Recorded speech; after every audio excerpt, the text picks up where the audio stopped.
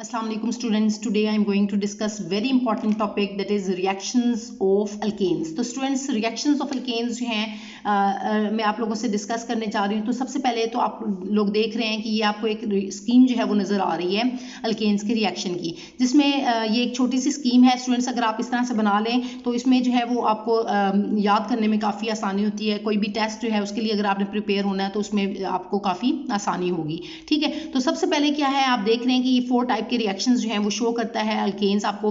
First जो है वो कंबस्टन रिएक्शन है, सेकंड जो है वो कौन सा रिएक्शन है, इसका ऑक्सीडेशन रिएक्शन है, थर्ड जो है वो नाइट्रेशन रिएक्शन है और फोर्थ जो है वो हैलोजिनेशन रिएक्शन है। ठीक है, तो combustion reaction, oxidation, nitration and halogenation, ये 4 तरह के रिएक्शंस शो करेगा। तो फर्स्ट आप देख रहे हैं कि जो कंबस्टन है स्टूडेंट्स, वो क्या होती है कि कंबस्टन किसे कहते हैं, बर्निंग ऑफ अल्केन, मतलब आप बर्न करते हैं अल्केन को इन द प्रेजेंस ऑफ ऑक्सीजन, तो उस प्रोसेस को हम क्या कहते हैं, कंबस्टन कहते हैं। तो स्टूडेंट्स इसके लिए जो है वो आपको ये नीचे आप देख रहे हैं कि ये क्या है, रिएक्शन कंडीशंस हैं। ये 4 तो आपको रिएक्शंस शो हो रहे हैं कि एक कंबस्टन है, सेकंड ऑक्सीडेशन, थर्ड जो है वो नाइट्रेशन है, फोर्थ जो है वो हैलोजिनेशन है। लेकिन जो इनके नीचे कंडीशंस आपको ये जो मैंने लिखे हैं वो पॉइंट्स, वो क्या है, इनकी रिएक्शन कंडीशंस है, मतलब जिनकी मौजूदगी में जो है रिएक्शन प्रोसीड करेगा। तो कंबस्टन क्या है कि मैंने आपको बताया कि जो कि मौजूदगी में होती है, किसकी, ऑक्सीजन की मौजूदगी में। So burning of alkane in the presence of oxygen, वो क्या होगी, कंबस्टन होगी, और इसके लिए जो है हमें फ्लेम रिक्वायर्ड होती है। तो ये हमारा फर्स्ट रिएक्शन कंबस्टन होगा। ठीक है, इसके बाद जो सेकंड रिएक्शन है ऑक्सीडेशन है, जिसमें 2 तरह की ऑक्सीडेशन आप देखेंगे, एक होती है इनकम्प्लीट ऑक्सीडेशन और दूसरी होती है कैटालिटिक ऑक्सीडेशन। ये भी स्टूडेंट्स अभी मैं रिएक्शन जब आप लोगों से डिस्कस करूंगी तो वो मजीद आपको क्लियर होगी, लेकिन अभी यहाँ पर जस्ट ये इसका मैं थोड़ा बहुत स्कीम के बारे में आपको बता रही हूँ।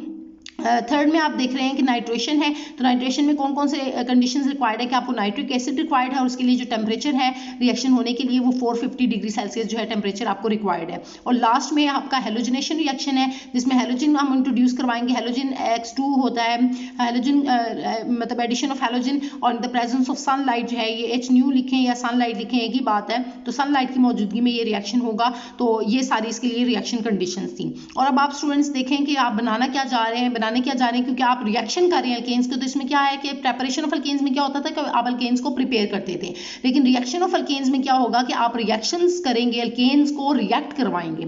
तो हम क्या करेंगे कि मोस्टली आप देखना कि सबसे पहले हम क्या करते हैं कि मीथेन जो हमारा फर्स्ट मेंबर है अल्केन सीरीज का, तो फर्स्ट मेंबर मीथेन का ही हम क्या करें, सारों के साथ रिएक्शन करवाएंगे और आप जो है फाइनल प्रोडक्ट की तरफ आएंगे। ठीक है, तो अब मैं 1 बाय 1 इन रिएक्शंस को आप लोगों से डिस्कस करूंगी, लेकिन ये बात मैं आप लोगों को स्टूडेंट्स पहले बता दूं कि आज के लेक्चर में मैं आप लोगों से पहले जो 3 रिएक्शंस हैं, combustion, oxidation and nitration reaction को डिस्कस करूंगी, और नेक्स्ट लेक्चर में मैं आप लोगों से हैलोजिनेशन रिएक्शन को डिस्कस करूंगी।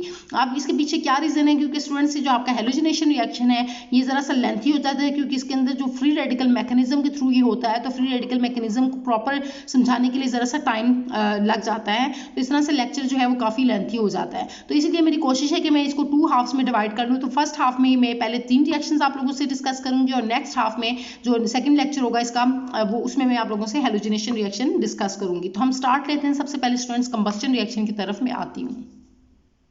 तो स्टूडेंट्स ये आप देख रहे हैं कि फर्स्ट जो आपका रिएक्शन है कंबस्टन रिएक्शन है, तो वो क्या था, मैंने भी आपसे स्टार्ट में ही डिस्कस किया था कि कंबस्टन किसे कहते हैं, जलाने को, मतलब जलाना कि क्या है, बर्निंग करना, अल्केन को बर्न करना इन the presence of oxygen, oxygen की मौजूदगी में। तो ऐसे रिएक्शन को हम क्या कहते हैं, कंबस्टन कहते हैं। और स्टूडेंट्स कंप्लीट कंबस्टन, कंप्लीट जब कंबस्टन होती है अल्केन्स की, तो आपने याद रखना है कि हमेशा आपको 3 तरह की प्रोडक्ट्स आपको मिलेंगी। एक क्या होगी कि कार्बन डाइऑक्साइड गैस इवॉल्व होगी, दूसरा वाटर आपको मिलेगा, और थर्ड है वो हीट होगी। ठीक है, ये 3 तरह से आपको प्रोडक्ट्स मिलेंगी। हीट भी एक तरह से आपकी प्रोडक्ट ही होगी। तो क्या है कि देखें कि एक आप जब आप इसका मैं रिएक्शन भी डिस्कस करूंगी तो आपको ये 3 तरह की प्रोडक्ट्स नजर आएंगी। तो फर्स्ट आप देख रहे हैं कि ये मीथेन है। कोशिश करें स्टूडेंट्स कि जब आप रिएक्शन डिस्कस कर रहे हैं तो इसमें सबसे पहला मेंबर मीथेन से ही हम सारे रिएक्शंस में इसके शो करवाऊंगी, क्योंकि इसमें अंडरस्टैंड करना काफी इसको फिर आसान हो जाता है। तो मीथेन जो है, जब स्टूडेंट्स इसके हम क्या कर रहे हैं, इन द प्रेजेंस ऑफ ऑक्सीजन हम इसकी कंबस्टन कर रहे हैं, तो क्या होगा, इसको जब हम बर्न कर रहे हैं इन द प्रेजेंस ऑफ फ्लेम। ठीक है, फ्लेम इसके लिए रिक्वायर्ड है, मैंने आपको पहले ही बताया कि ये रिएक्शन कंडीशन है। तो अब आपका क्या होगा कि आपको प्रोडक्ट में क्या मिलेगी, कार्बन डाइऑक्साइड गैस। जब भी आपने स्टूडेंट्स ये हमेशा याद रखना है कि आप जब भी रिएक्शन करते हैं कंबस्टन, कंबस्टन जब भी होगी तो आपको वो किसी की भी कंबस्टन आप करें तो आपको हमेशा जो है वो कार्बन डाइऑक्साइड गैस मिलती है, हाइड्रोजन वाटर मॉलिक्यूल ऑब्टेन होगा और साथ में large amount of heat energy जो है वो रिक्वायर्ड होती है। मीथेन के केस में वो कितनी है 891 किलो जॉल्स पर मोल है, इसी वजह से ये यहाँ पर मेंशन है। तो अगर आप इसके अलावा किसी भी अल्केन की करें तो आप साथ में सिंपल वो हीट भी लिख सकते हैं, ठीक है। तो वो इस केस में कितनी है 891 किलो जॉल्स पर मोल है, तो इसी वजह से मैंने यहाँ पर मेंशन की है। अब स्टूडेंट्स सेकंड काम क्या है आपका, क्या आपने क्या करना है कि इसके लिए इक्वेशन को बैलेंस भी कर लेना है, ठीक है। तो ये आप देखें कि 1 मोल ऑफ मीथेन दिया है, उसके लिए 2 मोल्स ऑफ ऑक्सीजन दिया है। तो आप देखें कि यहाँ पर कार्बन जो है कार्बन हाइड्रोजन और ऑक्सीजन की रिस्पेक्ट से, तो कोशिश क्या करें पहले कार्बन को बैलेंस करें फिर हाइड्रोजन को फिर ऑक्सीजन को। तो कार्बन जो है वो यहाँ पर 1 है तो यहाँ पर भी देखेंगे 1 है, बैलेंस हो गया। अब हाइड्रोजन पे आए तो हाइड्रोजन कितने हैं यहाँ पर 4 हैं, तो यहाँ पर हाइड्रोजन कितने हैं 2 हैं। तो अब आप क्या करेंगे इधर साथ में 2 लगा देंगे तो 2H2 बन जाएंगे, मतलब 4 हाइड्रोजन पूरे हो गए। अब ऑक्सीजन की तरफ आए तो ऑक्सीजन कितने हैं यहाँ पर 2 2 4 ऑक्सीजन है, तो 2 यहाँ पर और 2 यहाँ पर, तो 4 पूरे हो गए। तो होप सो कि स्टूडेंट्स आपको ये रिएक्शन का क्लियर हो गया कि इसको इक्वेशन को साथ साथ बैलेंस भी करना है आपने, ठीक है। तो कहीं पर अगर मैं नेक्स्ट में अगर बैलेंस नहीं हुआ तो कोशिश करें कि आप उसको साथ ही बैलेंस कर लें, ठीक हो गया। तो लास्ट में heat amount of energy, heat जो है वो 891 किलो जॉल्स पर मोल ऑब्टेन हुई है। तो स्टूडेंट्स मैंने आपको बताया कि कंबस्टन आप कर रहे हैं तो इसमें हमेशा कार्बन डाइऑक्साइड फर्स्ट आपने याद रखना है, कार्बन डाइऑक्साइड आपको ऑब्टेन होगी, सेकंड जो है वो वाटर मॉलिक्यूल भी होगा और साथ में हीट होगी, ठीक है। इसको मतलब रिएक्शन को याद करने का तरीका भी मैं आपको बता रही हूँ।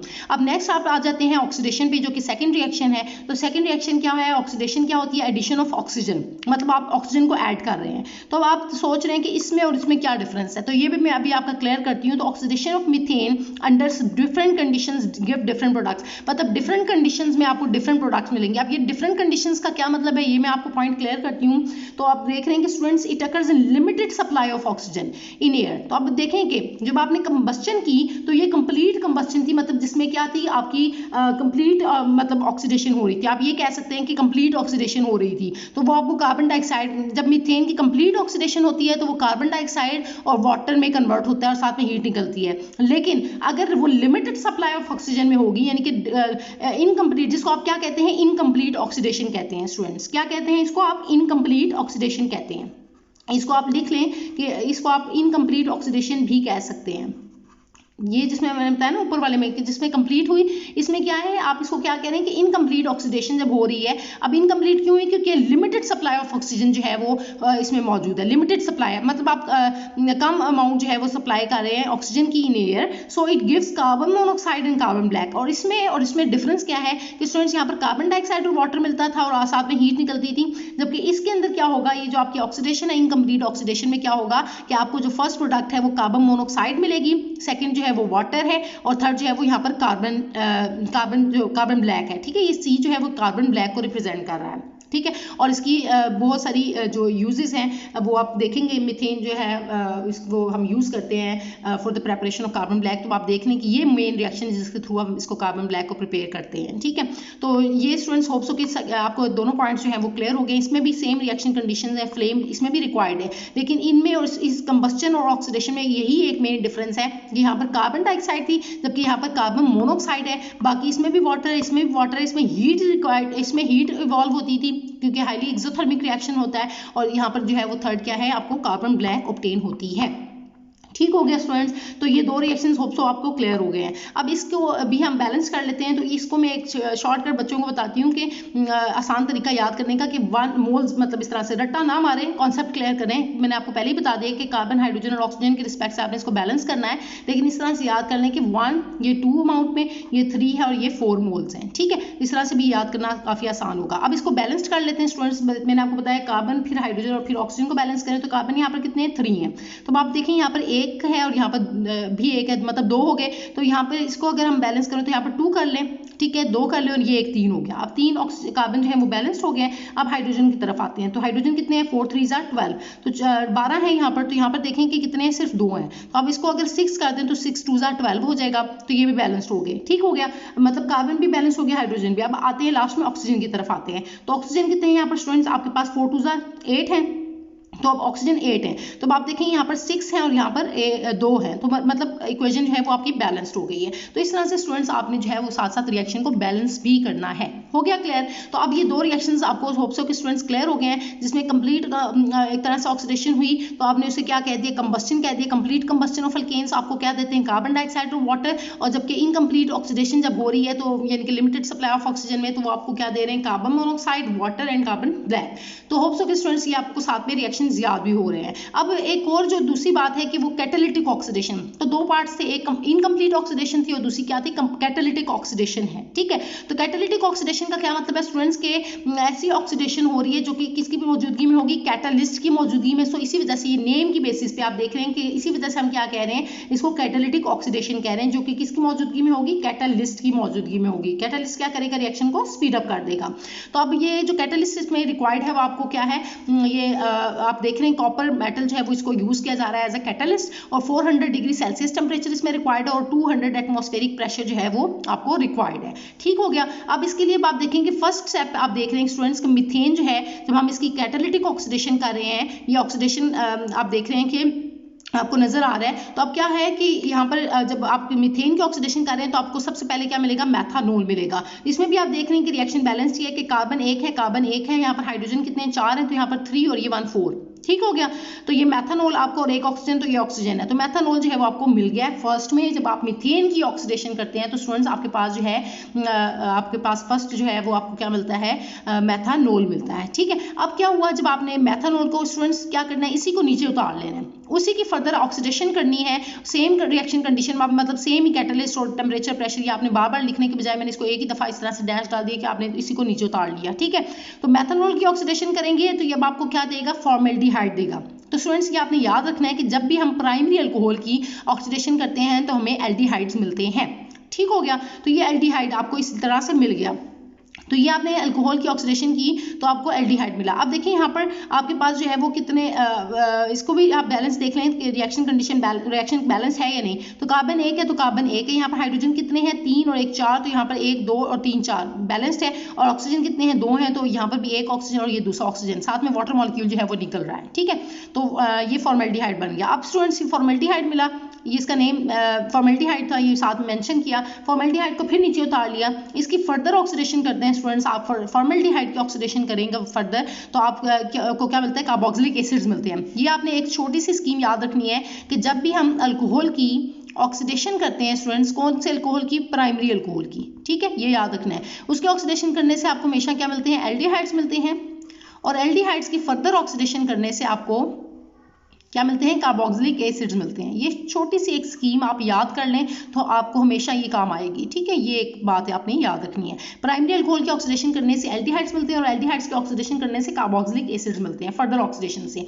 लेकिन अगर आप प्राइमरी अल्कोहल की जगह सेकेंडरी अल्कोहल ले रहे हैं, उसकी स्टूडेंट्स ऑक्सीडेशन करेंगे तो आपको एल्डिहाइड्स की जगह कीटोन्स मिलेंगे। ये बात आपने इस तरह से याद रखना है। तो आप देखें कि यहाँ पर फॉर्मेल्डिहाइड है, फॉर्मेल्डिहाइड की ऑक्सीडेशन कर रहे हैं तो आपको क्या मिला है, फॉर्मिक एसिड। के होता ही है कि ये वाला ऑक्सीजन जाके इसके साथ अटैच हो जाता है, कार्बन टू हाइड्रोजन के बीच में आ जाएगी यहाँ पर। तो आप देखें बाकी सारी यूनिट सेम रहेगी, HC double bond O as it is, और साथ में यहाँ पर ये ऑक्सीजन आ गया तो ये OH बन गया, तो मतलब अब ये कार्बोक्सिलिक एसिड फंक्शनल ग्रुप आ गया, C double bond O and OH। तो इसी वजह से, और साथ में पीछे हाइड्रोजन है तो ये क्या कहलाएगा, फॉर्मिक एसिड कहलाएगा। ठीक है, जैसे ये फॉर्मेल्डिहाइड था तो एल्डिहाइड ग्रुप था ना, C डबल बॉन्ड OH, तो इसी वजह से फॉर्मेल्डिहाइड का। इसको मेथानॉल क्यों कहा, क्योंकि अल्कोहलिक ग्रुप OH ग्रुप मौजूद था, मेथानॉल। इसी वजह से इसको फॉर्मेल्डिहाइड क्यों कहा, एल्डिहाइड ग्रुप मौजूद है, C double bond O and H, तो इसी वजह से एल्डिहाइड, और पीछे H हाइड्रोजन जस्ट लगा हो तो फॉर्मेल्डिहाइड। अगर CH3 लगा होता तो हम एसिटाल्डिहाइड कहते हैं। तो मतलब इस तरह से था होता है ये। ठीक है, और नेक्स्ट जो है वो आप कार्बोक्सिलिक एसिड फंक्शनल ग्रुप है, और इसी वजह से हम इसको एक एसिड, उसके लिए एक एसिड लगता है और पीछे H हाइड्रोजन जस्ट लगाया तो फॉर्मिक एसिड हो जाएगा। होप सो के स्टूडेंट्स ये आपको क्लियर हो गया। अब इसी को फर्दर नीचे उतार रहे हैं। देखिए मैंने आपको बताया कि जो आपको प्रोडक्ट बनती जा रही है उसी को आप साथ साथ नीचे उतारते जाएंगे और उसी की फर्दर ऑक्सीडेशन करते जाएंगे इन द प्रेजेंस ऑफ कैटलिस्ट। तो इसी को catalyst oxidation, catalytic catalytic oxidation कहा जा रहा है।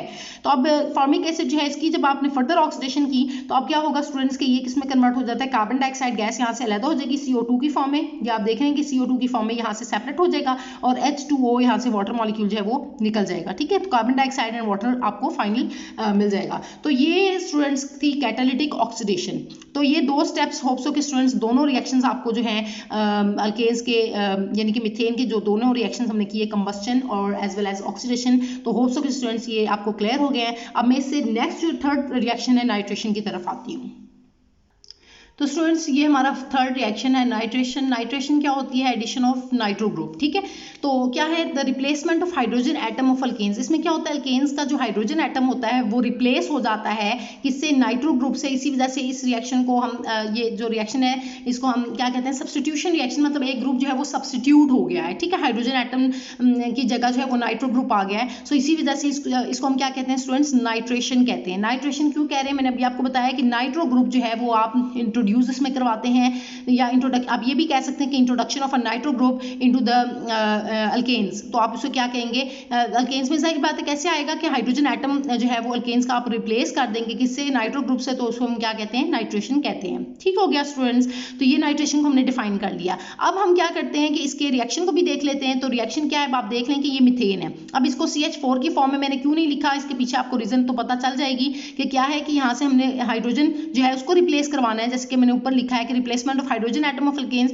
तो हाइड्रोजन को रिप्लेस करवाने के लिए मैंने इसको इस तरह से लिखा है। ठीक है, ताकि आपको अंडरस्टैंड करने में काफ़ी आसानी हो। तो अब क्या होगा स्टूडेंट्स, यहाँ से हाइड्रोजन को हम रिप्लेस करवा देंगे और नाइट्रिक एसिड की मौजूदगी में ये रिएक्शन होता है, क्योंकि आपने देखा था पीछे रिएक्शन कंडीशंस मैंने आप लोगों को डिस्कस की थी आप लोगों से स्टार्ट में ही, क्या इसमें नाइट्रिक एसिड जो है हमने नाइट्रो ग्रुप इंट्रोड्यूस करवाना है, तो नाइट्रिक एसिड को हम इसलिए इस्तेमाल करते हैं। ठीक है, और साथ में 450 डिग्री सेल्सियस टेम्परेचर हम इसमें प्रोवाइड करेंगे। रिएक्शन कंडीशन है ये, तो इसकी मौजूदगी में होगा। तो यहाँ से हाइड्रोजन निकलेगा और यहाँ से नाइट्रिक एसिड को इस तरह से HONO2 की फॉर्म में इसी वजह से लिखा है। वैसे तो होता है आपका नाइट्रिक एसिड HNO3, ये देखें आपका HNO3 ही है, H N और ऑक्सीजन एक दो ये और एक ये है, तो 3 हो गए।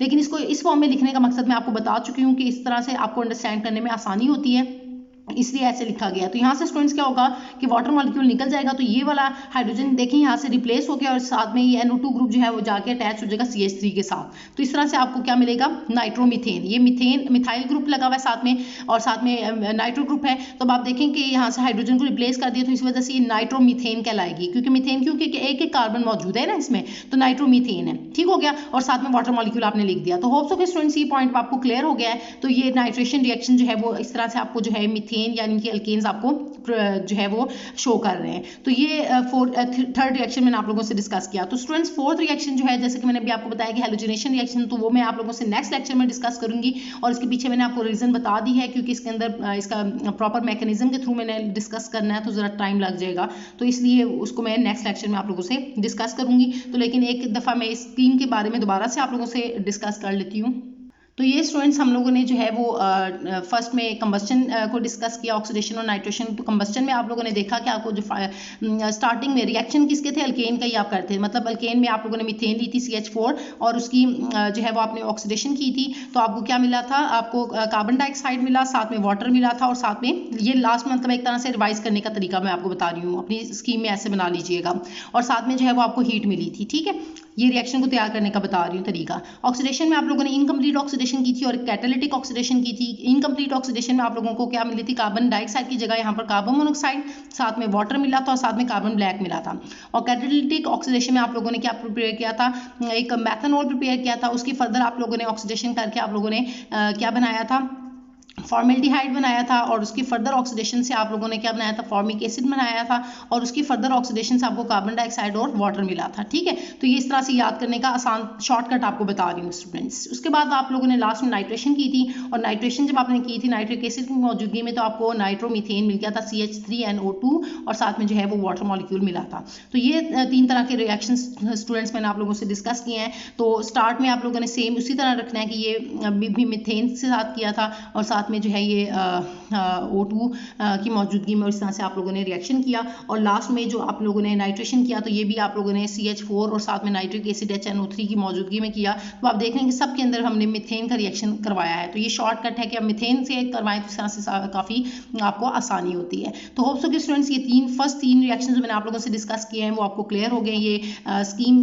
बनाने का मकसद इसलिए मैंने ऐसे बनाई है ताकि आप लोगों को इसको याद करने में भी काफ़ी आसानी हो, या किसी रिएक्शन में किसी टेस्ट में आप लोग अगर प्रिपेयर होते हैं तो वो आपको ये रिएक्शंस याद करने में काफ़ी इजी आप लोगों के लिए रहे। और अब लास्ट रिएक्शन को मैं नेक्स्ट लेक्चर में आप लोगों से डिस्कस करूंगी। तो होप सो कि स्टूडेंट्स आज का जो लेक्चर मैंने आप लोगों से डिस्कस किया है वो आपको क्लियर हो गया है। इस लेक्चर से रिलेटेड अगर आपको कोई भी कंफ्यूजन है तो वो आप मुझसे कमेंट्स में पूछ सकते हैं। Thank you so much students.